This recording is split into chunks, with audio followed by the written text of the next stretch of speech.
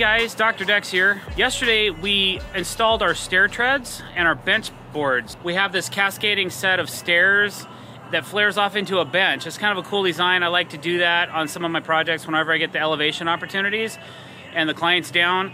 I'll go from a set of stairs, and then wherever the right height stair is, I'll try to turn that into an area that turns into a bench. So it's like multi-purpose.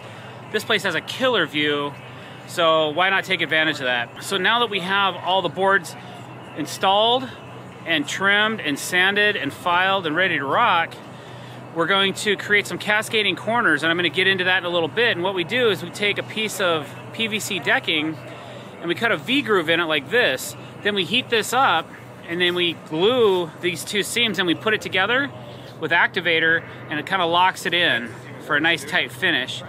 And then we put all of our corners like that. So it's kind of like a mitered corner, but it'll never separate. And that's why I'm down to do it. I used to hate doing miters. And then what we do is we butt join in between this piece and our next piece of trim. So all the expansion and contraction is taken up right here instead of right here, which always falls apart and never looks good. So we've kind of come up with a way to address that. So we're going to be getting into that today. There's quite a few steps to make these pieces, and we have several different angles, so I have to figure out each section of angles and how we're going to make those parts. So hey, let's get over to this table saw and chop saw stand, and let's figure some things out. All right, so what I'm doing right now is I'm using a heat gun, and I'm warming up the seam where the PVC is going to go. And right now I'm just making a template, or just testing a piece before I cut up my good decking. And you'll know when this is ready when it just kind of falls like that. That looks pretty good. I was concerned I had a little bit of well, you can kind of see it on this side. We had a little bit.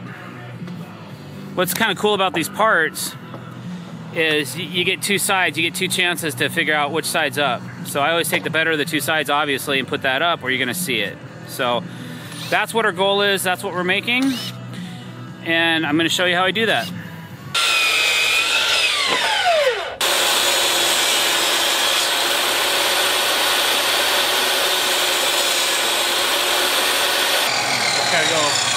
I just gotta go a little bit higher. You can see that little V-notch in there. I wanna get rid of that. So it's really temperamental. It's nice to have a dedicated saw so that when you're doing this, if the guys need to rip something, I have to completely change this out, and it's very time consuming to get the right piece. So I'm trying to make all my parts now so that I can free up the table saw so the guys can use it.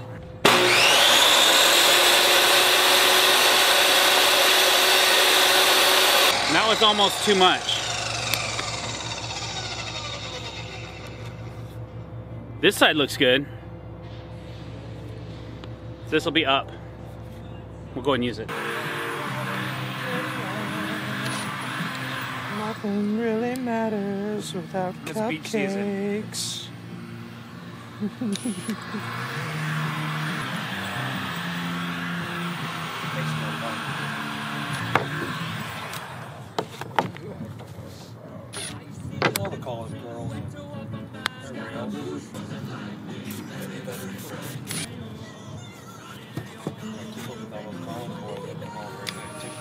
10 seconds is all you need, and she's locked. Yeah, 2P10. Don't inhale it, dude. They have, it's made by a company called Fast Cap, and it's a 2P10 super glue and activator, and it works really good on PVC. Mamma mia! All right, so I've got one made so Phil and Andy can get crack-a-lack-a-lackin'. Yeah, man, that's amazing stuff. So I gotta grab a, wait, I've got it. I got my rasp right here. Gonna do a little deet.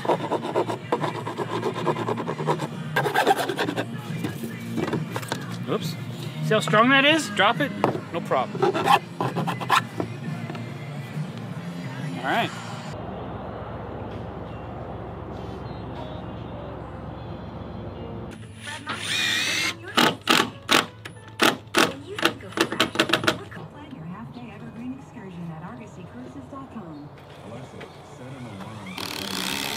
Looking good.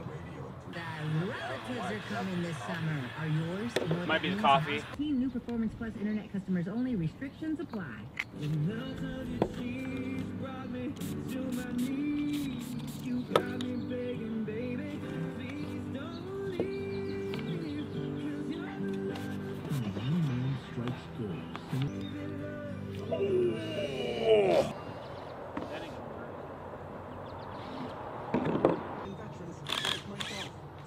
This is a digital protractor by Stabila, and what it does is it allows me to figure out my angle, what my angles are for doing all this custom fascia and stuff. So what's cool is it has a backlight, which you can't really see. There you go. I don't know if you can see that or not. Negative. But it also has a half point setting, so what I'm doing is I'm just kind of running this. I only need to worry about this length right here. I don't have to worry about way over here, so I'd get a different reading if I did that. So I'm just going to read from there to here, like that, right? And then I hit the half button, and it gives me the half point, 58.1. So 58.1, I have to take half of 58 degrees, and that will be what I got to cut what I would cut each piece as a template. So half of 58 is 29. So step one is like 29 degrees. Each piece is 29 degrees. So now I'm going to check the second step and see it's a different degree again. So this one's 54.5 degrees.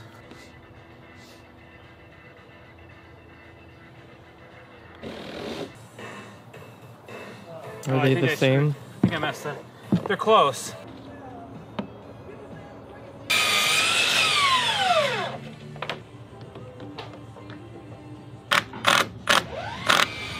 These are templates. I'm making templates. I'm checking my degrees, and I'm trying to check the angle before I make my parts to make sure that I'm on point. And obviously I'm not. I mean, obviously that ain't right. So, oh, I don't have my square on me either. All right, Jay, I'm batting 1,000 today. So I've been running back and forth to the chop saw quite a bit, trying to get this. Oh, that's almost a 90. So these two set of measurements are wrong. I'm a child, I know. At least I'm fun.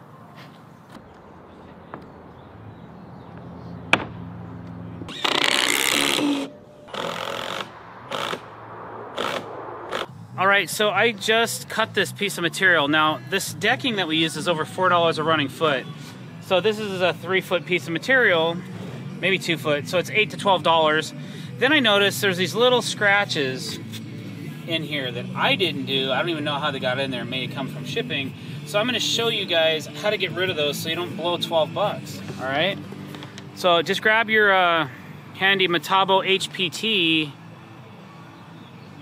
go green, heat gun.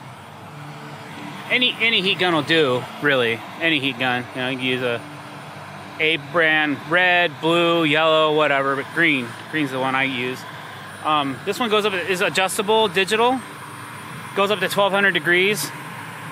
I crank her hot because I'm used to this. Okay, so it's slowly climbing to 1,200. But anywhere in the 1,000 to 1,200 degree range. Okay, so I want you to get in close on this. So I'm just gonna start waving my wand back and forth.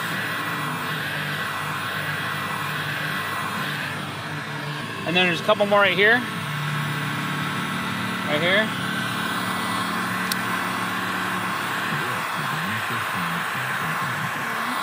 You don't want to spend too much time in any particular spot, but I just saved myself 12 bucks. So the thing I was about to do is really dangerous and not recommended on a table saw, so I'm not going to be stupid and do it, okay?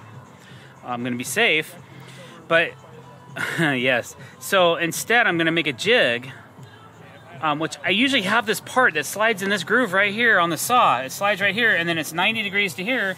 so you can make safe cuts with wider pieces of material. Well, I don't have that. It's gone.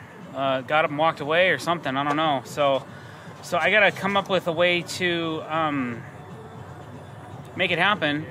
So I'm gonna make my own right now. I've got some plywood, pieces of plywood and stuff, and as a matter of fact, that's how I'm gonna do it. I'm gonna steal some plywood and make this happen.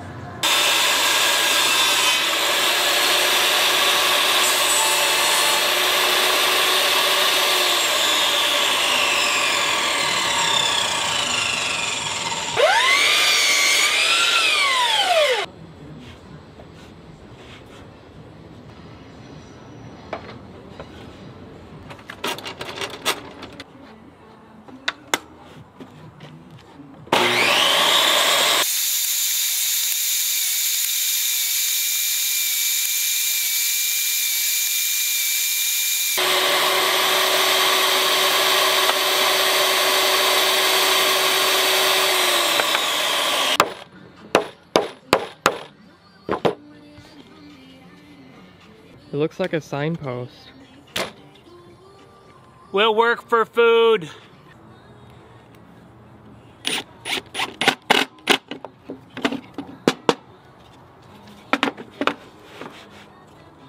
Oh, fudge.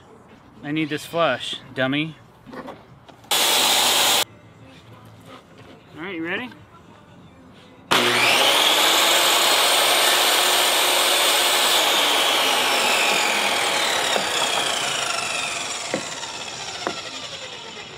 Deep. What happened? I made all these corners for all these different parts of the deck, and I just realized right now that I made them out of 5.5 inch material instead of 7.5 inch material because I'm not used to using 7.5 inch material on these decks, and I totally beefed my last hour and a half because I made everything out of 5.5 instead of 7.5. Got a lot of practice in though.